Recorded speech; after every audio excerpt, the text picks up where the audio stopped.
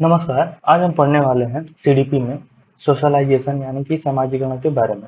इसके थ्योरी के बारे में हम समझने वाले हैं। ठीक है, इसमें हम समझेंगे कि बालक में कैसे समाजीकरण विकसित होता है और बच्चे कैसे अपने परिवार से या अपने मित्रों से जुड़कर सामाजिकरण सीखते हैं और समझते हैं। ठीक है, उनके अंदर सोशलाइजेशन यानी सामाजिकरण आती है। ठीक है, आज इस वीडियो में हम सीखेंगे कि बच्चे कैसे धीरे धीरे करके उनके अंदर सोशलाइजेशन यानी कि सामाजिकरण आती है। ठीक है, तो चलिए वीडियो को स्टार्ट करते हैं और समझते हैं कि सोशलाइजेशन यानी सामाजिकरण क्या होता है। ठीक है, तो सोशलाइजेशन में पहला टॉपिक है कि सामाजिकरण क्या है, यानी कि व्हाट इज सोशलाइजेशन। ठीक है, यानी कि सामाजिकरण क्या होता है, इसको हम समझ लेते हैं। ठीक है, यानी कि सामाजिकरण यानी कि सोशलाइजेशन वह आजीवन प्रक्रिया है जिसके माध्यम से, यानी कि सामाजिकरण सोशलाइजेशन वह आजीवन प्रक्रिया है जिसके माध्यम से व्यक्ति समाज के रीति रिवाजों, मूल्यों, मापदंडों, विश्वासों, व्यवहारों को सीखता है और आत्मसात करता है। यानी कि सोशलाइजेशन क्या है कि व्यक्ति अपनी जीवन की प्रक्रिया में जो भी उसके आसपास या उसके जो भी आसपास के पड़ोस परिवार में जो भी रीति रिवाज, मूल्य, मापदंडों और विश्वास जो भी चीजें होती है वो अपने व्यवहार में सीखता है और उसको आत्मसात करता है। यानी कि जो भी उसके पास की आसपास की जो भी घटनाएं होती हैं या जो भी घटनाएं घटित होती हैं, उन चीजों को देखकर उससे वो सीखता है और समझता है। ठीक है, इसी को हम सोशलाइजेशन या सामाजिकरण कहते हैं। यानी कि जो बच्चे होते हैं वो अपने परिवार से जिस तरीके से व्यवहार परिवार के द्वारा किया जाता है उन तरीकों को वो सीखता है, समझता है, उसी को हम सोशलाइजेशन कहते हैं। ठीक है, ये जो सीखने की प्रक्रिया होती है, ये प्रक्रिया शैशवावस्था से शुरू होकर जीवन भर चलती है। यानी कि जो बच्चे में सोशलाइजेशन की जो प्रक्रिया शुरू हो जाती है सीखने की, वो शैशवावस्था से और जीवन भर तक चलती रहती है। यानी कि जो सामाजिकरण यानी सोशलाइजेशन होती है वो प्रक्रिया बच्चों में शैशवावस्था से लेकर जीवन भर चलने लगती है। ठीक है, सामाजिकरण के द्वारा व्यक्ति समाज के एक जिम्मेदार और उत्पादक सदस्य बनता है। यानी कि सोशलाइजेशन के द्वारा ही व्यक्ति एक बुद्धिजीवी और समाज से जुड़ने वाला व्यक्ति बन पाता है। यानी कि उसके अंदर अगर सोशलाइजेशन आता है तो वो समाज से जुड़ के अपनी बातों को रख सकता है और एक जिम्मेदार नागरिक बन सकता है। ठीक है, यानी कि सोशलाइजेशन हम उसे कहते हैं जो व्यक्ति के परिवार से या उसके मित्र से या उसके जो आसपास का माहौल है उससे बच्चा जो चीजें या प्राप्त करता है, यानी कि अच्छा आचरण प्राप्त करना, अच्छा भाषा बोलना, किसी के बड़े को सम्मान करना, ये सब सोशलाइजेशन यानी कि सामाजिकरण कहलाता है। ठीक है, इसको हम सोशलाइजेशन कहते हैं। ठीक है, इसके बाद अगला आता है, इसके बाद अगला टॉपिक है सामाजिकरण के तरीके, यानी कि सामाजिक मोड्स ऑफ सोशलाइजेशन कि सामाजिकरण किन किन माध्यम से बच्चे सीखते हैं और समझते हैं। ठीक है, तो सामाजिकरण सीखने के दो तरीके हैं, एक औपचारिक, दूसरा है अनौपचारिक। औपचारिक यानी कि फॉर्मल, एक है इनफॉर्मल। औपचारिक क्या है इसको देख लेते हैं। तो औपचारिक है कि स्कूल प्रशिक्षण और शिक्षा के माध्यम से जो चीजें सिखाई जाती है, यानी कि जो स्कूल में या प्रशिक्षण में या शिक्षा के माध्यम से जो चीजें हम सीखते हैं समझते हैं उसको हम औपचारिक कहते हैं, यानी कि फॉर्मल कहते हैं। यानी स्कूल में जो भी स्कूल में हमें नियमें पढ़ाई जाती हैं और स्कूल में जो भी हमें नियमें बताई जाती हैं पाठ्यक्रम के द्वारा, वो चीजें जो हम सीखते हैं उसको हम औपचारिक या फॉर्मल समाजीकरण का तरीका कहते हैं। ठीक है, यानी कि इसको हम औपचारिक तरीका कहते हैं। जैसे मान लीजिए कि स्कूल में फिजिक्स में टॉपिक बताया जाता है कि इनर्शिया किसे कहते हैं। तो इनर्शिया में क्या होता है कि जब कोई व्यक्ति किसी बस में खड़ा होता है और अचानक बस ब्रेक मारती है तो झटका लगता है। तो झटका मतलब कि वो स्टेबल बने रहने की कोशिश करता है, लेकिन जब ब्रेक लगती है तो वो आगे की तरफ झुकता है। तो उसको हम इनर्शिया का एग्जाम्पल देकर समझाते हैं। तो जो चीजें हमें स्कूल में पाठ्यक्रम के माध्यम से सीखने को मिलता है उसको हम औपचारिक फॉर्मल तरीका कहते हैं। ठीक है, यानी सीखने का औपचारिक तरीका कहते हैं। ठीक है, जो स्कूल प्रशिक्षण या शिक्षा के माध्यम से मिलते हैं। ठीक है, अब अनौपचारिक यानी इनफॉर्मल तरीका क्या है, जो परिवार, दोस्तों और मीडिया के माध्यम से सीखने को मिलता है उसको हम अनौपचारिक या इनफॉर्मल कहते हैं। यानी कि जो सामाजिकरण का तरीका जो हमें परिवार, दोस्तों और मीडिया के माध्यम से सीखने को मिलता है उसको हम अनौपचारिक या इनफॉर्मल कहते हैं। ठीक है, उदाहरण के रूप में जो परिवार से हम नैतिक चीजें सीखते हैं कि किसी का सम्मान करना चाहिए, बड़ों का सम्मान करना चाहिए, बड़ों को आदर पूर्वक बोलना चाहिए, अच्छी भाषा का प्रयोग करना चाहिए। ये जो चीज़ें सीखते हैं हम अपने परिवार, दोस्त या मीडिया के माध्यम से सीखते हैं, ठीक है। तो ये समाजीकरण के सीखने के दो तरीके रहे, औपचारिक और अनौपचारिक। औपचारिक मतलब कि जो स्कूल प्रशिक्षण शिक्षा के माध्यम से सीखते हैं, अनौपचारिक मतलब कि जो परिवार, दोस्त या मीडिया के माध्यम से सीखते हैं, ठीक है।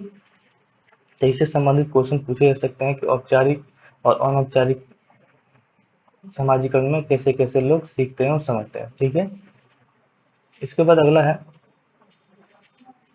कि सामाजिकरण के एजेंट, यानी कि अगला है सामाजिकरण के एजेंट, एजेंट ऑफ सोशलाइजेशन, यानी कि किन किन तरीकों से बच्चे सामाजिकरण आती है उनके अंदर, ये चीजें हम सीख लेते हैं, ठीक है। चलिए देखते हैं। तो सामाजिकरण के एजेंट में पहला है परिवार, ठीक है, फैमिली, ठीक है। प्राथमिक सामाजिकरण का सबसे महत्वपूर्ण एजेंट है फैमिली, यानी कि जो सामाजिकरण में सबसे महत्वपूर्ण एजेंट के रूप में, यानी सीखने के रूप में जो हमें जहाँ से प्राप्त होता है सामाजिकरण, वो सबसे महत्वपूर्ण है परिवार। परिवार के द्वारा ही बच्चे सामाजिक व्यवहारों को, नैतिकता को सीखता है और समझता है, यानी कि बड़ों को सम्मान करना, अच्छी भाषा का प्रयोग करना, ये तमाम चीज़ें जो होती है परिवार के द्वारा सिखाई जाती है, ठीक है। तो ये सामाजिकरण में पहला एजेंट होता है परिवार, यानी सीखने के जो पहले दर होती है, यानी बच्चों में सिखाया जाता है, भाषा की शुरुआत होती है, वो परिवार के द्वारा ही होती है, ठीक है। इसके बाद दूसरा है सहपाठी या सहकर्मी, पीयर्स, यानी कि जो बच्चे किशोर अवस्था के होने लगते हैं तो वो अपने दोस्त या सहपाठी बनाने लगते हैं, और जो सहपाठी करते हैं उनको देखकर बच्चे वैसा करने लगते हैं। जैसे मान लीजिए कि कोई बालक है और उसका दोस्त है, तो कोई नए नए कपड़े पहन रहा है, उस कपड़े को देखकर बच्चे नए नए तरीके से भी उसको देखकर उसको फॉलो करने लगते हैं, यानी नए कपड़े वो भी पहनने की कोशिश करने लगते हैं, नई चीज़ों को सीखने लगते हैं। तो ये जो सामाजिकरण उसके अंदर आ रही है, बच्चे के सहकर्मी या सहपाठी के द्वारा ही भी आने लगती है, यानी कि जब बच्चा किशोर होने लगता है तो अपने मित्रों के माध्यम से भी कुछ चीज़ें सीखने लगता है, उसको भी हम सामाजिकरण के एजेंट या सहपाठी या सहकर्मी के द्वारा भी बच्चे सीखते हैं, ठीक है। इसके बाद अगला है स्कूल, यानी कि बच्चे औपचारिक शिक्षा और सामाजिक व्यवहार का नियम सीखता है, यानी बच्चे स्कूल के माध्यम से औपचारिक शिक्षा या सामाजिक व्यवहारों के नियमों को सीखता है कि हमें कैसे रोड को पार करना चाहिए, रोड के नियम पार करने में क्या है, रोड किस तरफ चला जाता है, बाएं तरफ चला जाता है, दाएं तरफ, ये जो तमाम चीज़ें सीखने को मिलती है हमें स्कूल के माध्यम से सीखने को मिलती है, ठीक है। ये सामाजिकरण के तीसरा एजेंट रहा। इसके बाद अगला है कार्यस्थल, यानी वर्क प्लेस। वर्क प्लेस क्या है और इसके माध्यम से कैसे सीखा जाता है सामाजिकरण, इसको देख लेते हैं। तो व्यवसायिक व्यवहार और सामाजिक कौशल विकसित करता है, यानी कि वर्क प्लेस क्या है कि जहाँ पे आप काम कर रहे होते हैं और वहाँ के जो माहौल होते हैं, वहाँ के जो व्यवहार होती है, उसके द्वारा जो चीज़ें हमें सीखने को मिलती है, उसको हम वहाँ की जो चीज़ें हमको देखने या सीखने को मिलती हैं, उसको हम कार्यस्थली या वर्क प्लेस के थ्रू हम जानते हो समझ। इसके बाद अगला है मास मीडिया, यानी कि मास मीडिया यानी कि टेलीविजन, इंटरनेट, समाचार, या अगला है मास मीडिया। मास मीडिया के द्वारा भी बच्चे टीवी, इंटरनेट, समाचार आदि के द्वारा सामाजिक काम को सीखते हैं और समझते हैं, ठीक है। इसके बाद अगला है खेल। खेल के माध्यम से भी बच्चे सामाजिकरण को सीखते हैं, जैसे सहयोग करके, नेतृत्व करके, अनुशासन करके, ये तमाम चीज़ें करके बच्चे आपस में खेलते हैं और समझते हैं और अपने गोल को अचीव करते हैं, ठीक है। तो इस तरीके से भी बच्चे सोशलाइजेशन यानी सामाजिकरण को सीखते हैं खेल के माध्यम से। अगला है धर्म। धर्म अत्यंत महत्वपूर्ण है सोशलाइजेशन यानी सामाजिकरण में, क्योंकि बच्चे अलग अलग धर्म, अलग अलग समुदाय के से आते हैं, तो उनकी अलग अलग धर्म में अलग अलग नैतिक विश्वास होता है, तो बच्चे धर्म के माध्यम से भी सामाजिकरण सीखते हैं, अलग अलग मित्रों से, अलग अलग धर्म के मित्र जो होते हैं उनसे, ठीक है। और अंतिम है समुदाय और पड़ोसी, यानी community and neighbourhood. Community and neighbourhood अत्यंत महत्वपूर्ण होता है सोशलाइजेशन यानी सामाजिकरण में, क्योंकि जहाँ का जिस तरह का परिवेश होता है, यानी समुदाय या पड़ोस होता है, उस तरीके से बालक उन चीज़ों को सीखते हैं और अपने आप को वहाँ उस तरीके से स्थापित करते हैं। ठीक है, यानी कि जिस परिवेश का वातावरण अच्छा रहेगा, यानी कि जिस समुदाय या पड़ोसी का वातावरण अच्छा रहेगा, वहाँ बच्चे अच्छी चीज़ों को सीखेंगे, अच्छी चीज़ों को बोलना सीखेंगे, बड़ों का सम्मान करना सीखेंगे। इस तरीके से बच्चे में सोशलाइजेशन आने लगता है, यानी कि अच्छे परिवेश या अच्छे समुदाय या पड़ोस के होने से बच्चों में अच्छा सोशलाइजेशन होता है। ठीक है, तो इस तरीके से ये समाजीकरण के एजेंट रहे। बच्चे इन चीज़ों से या इन तरीकों से अपने अंदर सोशलाइजेशन को सीखते हैं और समझते हैं। ठीक है, इसके बाद अगला है समाजीकरण के प्रकार, यानी टाइप ऑफ सोशलाइजेशन, यानी समाजीकरण बच्चे कहाँ से किन किन तरीकों से सीखते हैं, इसको हम देख लेते हैं। ठीक है, तो समाजीकरण में पहला है प्राथमिक समाजीकरण, दूसरा है द्वितीयक समाजीकरण और तीसरा विकासात्मक समाजीकरण, यानी डेवलपमेंट सोशलाइजेशन। ठीक है, पहला देख लेते हैं। पहला है प्राथमिक समाजीकरण। प्राथमिक समाजीकरण क्या होता है, इसको समझ लेते हैं।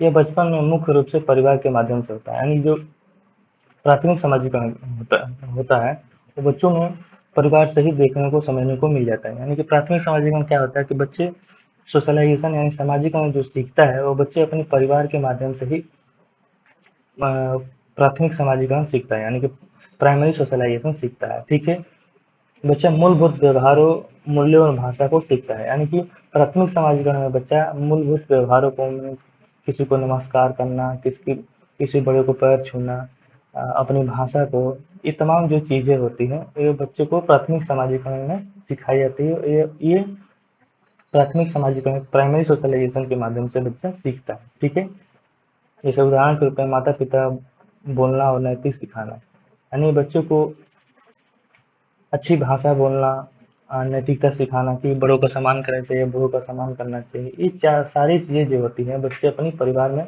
प्राइमरी समाजीकरण यानी प्राइमरी सोशलाइजेशन में सीखता है। ठीक है, इसके बाद दूसरा है द्वितीय समाजीकरण, यानी कि 16 वर्ष और वर्ष में स्कूल, सहपाठी और मीडिया के माध्यम से होता है। यानी कि जो द्वितीय समाजीकरण होता है, जब बच्चा बड़ा होने लगता है और वयस्क होने लगता है तो स्कूल जाने लगता है, स्कूल में जो भी उसके मित्र होते हैं उसके माध्यम से जो भी चीज़ें सिखाई जाती हैं, बच्चे कुछ बुरे कार्यों को सीखने लगते हैं, कुछ अच्छे कार्यों को सीखने लगते हैं। जैसे बच्चे स्कूल में जाते हैं और टीन एज के होने लगते हैं तो कुछ कुछ बच्चे जैसे सिगरेट पीना सीख जाते हैं। तो ये जो उसका सहपाठी या उसके जो दोस्त मित्र होते हैं उसको देखकर ये चीज़ें सारी करने लगते हैं। ठीक है, तो इस तरीके से जो है द्वितीयक समाजीकरण सेकेंडरी सोशलाइजेशन के माध्यम से बच्चे कुछ अच्छा प्रभाव पड़ता है, कुछ कुछ बुरा प्रभाव पड़ने लगता है, जैसे जैसे जैसे उसकी सहपाठी या उसके जैसे दोस्त होते हैं। ठीक है, इस तरीके से उन पर प्रभाव पड़ता है। ठीक है, और स्कूल के नियमों को भी इस द्वितीय समाजीकरण में सीखते हैं। जैसे कि मान लीजिए कि कोई किसी विषय पर या महिला के सम्मान करना चाहिए, ये तमाम जो चीज़ें होती हैं स्कूल को या रोड को कैसे क्रॉस करना चाहिए, जो सारी चीज़ें होती हैं इस सेकेंडरी सोशलाइजेशन या स्कूल के नियमों के द्वारा सीखते हैं। ठीक है, तीसरा है विकासात्मक समाजीकरण यानी कि डेवलपमेंटल सोशलाइजेशन। डेवलपमेंटल सोशलाइजेशन क्या होता है कि विशिष्ट कौशल या औपचारिक रूप से सीखना है, जैसे नौकरी के लिए प्रशिक्षण, यानी कि कोई हम विशिष्ट स्किल सीख रहे हैं किसी नौकरी के लिए और चीज़ों को समझ रहे हैं और जान रहे हैं तो उसको हम विकासात्मक समाजीकरण कहते हैं। ठीक है, यानी कि कोई एक नई स्किल सीख रहे हैं किसी एक कंपनी में और वहाँ के जो एनवायरनमेंट है, वहाँ के जो लोग हैं उनके द्वारा कुछ चीज़ें सीख रहे हैं तो उसको हम विकासात्मक समाजीकरण कहते हैं, यानी डेवलपमेंटल सोशलाइजेशन कहते हैं। ठीक है, तो ये समाजीकरण के प्रकार रहे।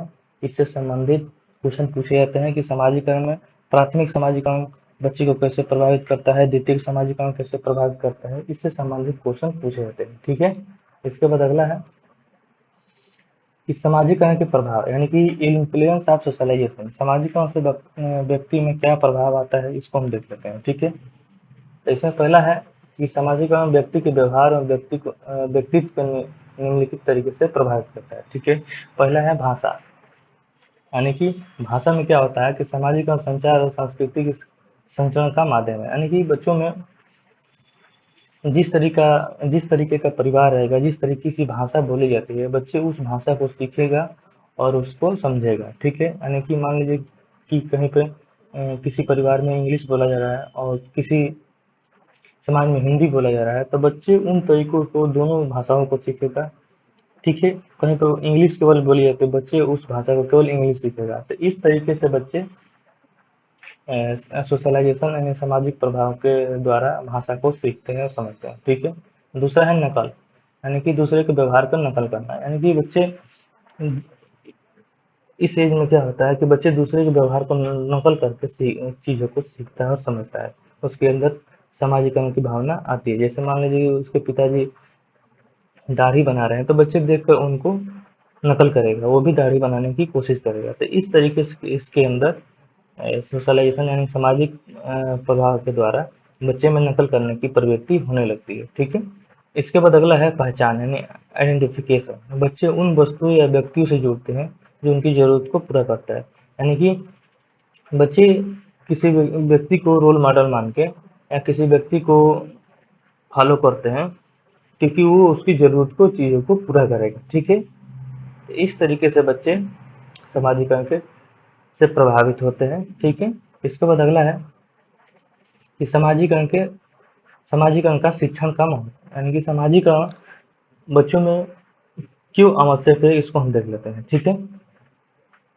ये बच्चों के व्यवहार और सीखने की प्रक्रिया में समझने में मदद करता है। यानी ये सामाजिकरण होता है, ये बच्चे के व्यवहार में, उनके सीखने की प्रक्रिया में मदद करता है। यानी जो सोशलाइजेशन होता है ये बच्चे के व्यवहार को और उसके सीखने में मदद करता है। ठीक है।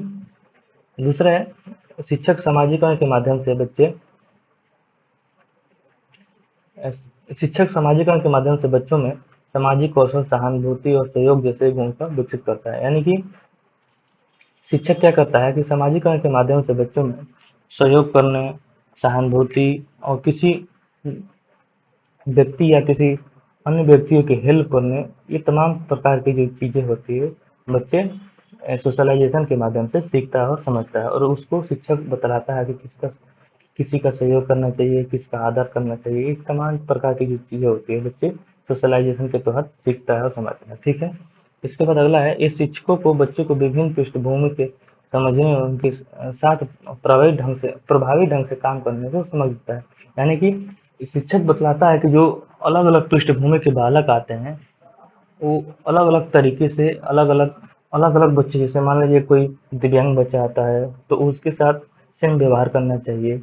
ये सामाजिक अंग के तहत बच्चे को शिक्षक बतलाता है, उसके साथ अलग व्यवहार नहीं किया जाना चाहिए। ये जो चीज़ें सिखाता है, समझाता है बच्चे को शिक्षक, ये सोशलाइजेशन के द्वारा ही समझाया बताया जा सकता है। ठीक है। तो ये सामाजिक अंग शिक्षण के महत्व है कि बच्चे को कैसे सामाजिक अंग होना अत्यंत आवश्यक है और क्यों आवश्यक है। ठीक है। इसके बाद अगला है, और नेक्स्ट अगला है और अंतिम टॉपिक है शिक्षक की भूमिका, यानी कि सामाजिकरण में शिक्षक की क्या भूमिका होती है इसको देख लेते हैं। इसमें पहला है, शिक्षक समावेशी शिक्षा को बढ़ावा देकर विविध पृष्ठभूमि के बच्चों को सामाजिक रूप से एकीकृत करने में मदद करता है। यानी कि समावेशी शिक्षा, यानी कि समावेशी शिक्षा का मतलब शिक्षक क्या होता है कि समावेशी शिक्षा को बढ़ावा देता है। समावेशी शिक्षा मतलब कि जो भी दिव्यांग बच्चे होते हैं, कम बुद्धि वाले बच्चे होते हैं और तेज बुद्धि वाले बच्चे होते हैं, उनको सभी को एक करके एक जगह इकट्ठा करके और ज्ञान को देना और ज्ञान को बताना समावेशी शिक्षा कहलाता है। यानी कि सबको एक जगह इकट्ठा करके, सबको एक समान व्यवहार करके और सबको एक शिक्षा देकर, इस सामाजिक में शिक्षक की भूमिका होती है। यानी कि सबको एक साथ व्यवहार करना शिक्षा शिक्षक का अत्यंत महत्वपूर्ण सामाजिकरण का एक उद्देश्य होता है। ठीक है। दूसरा है उदाहरण के रूप में कक्षा में समूह में गतिविधि आयोजित करना जिसमें बच्चे में सहयोग और नेतृत्व सीखना। यानी कि एक क्लास में क्या करना कि किसी गतिविधि को आयोजित करना, उसमें सभी प्रकार के बच्चों को सहयोग लेना। यानी कि जो भी दिव्यांग बच्चे हैं, कम बुद्धि वाले बच्चे हैं, एक ऐसी गतिविधि का आयोजित करना जिसमें सभी बच्चे भाग ले सकें और सभी लोग इसमें जुड़ सकें। ये शिक्षा का महत्व होता है सामाजिकरण को बढ़ावा देने के लिए। ठीक है। तो इस तरीके से बच्चों में सामाजिकरण उत्पन्न होता है शिक्षक के माध्यम से, और उसके अंदर सामाजिकरण का भावना किसी के प्रति समान रहता है। ये शिक्षक की कोशिश होती है। ठीक है। तो इस तरीके से सोशलाइजेशन बच्चों में आती है।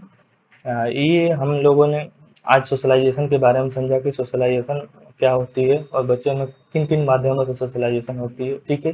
इसके बाद हम अगला टॉपिक इससे संबंधित क्वेश्चन को करेंगे। तब तक के लिए धन्यवाद, नमस्कार।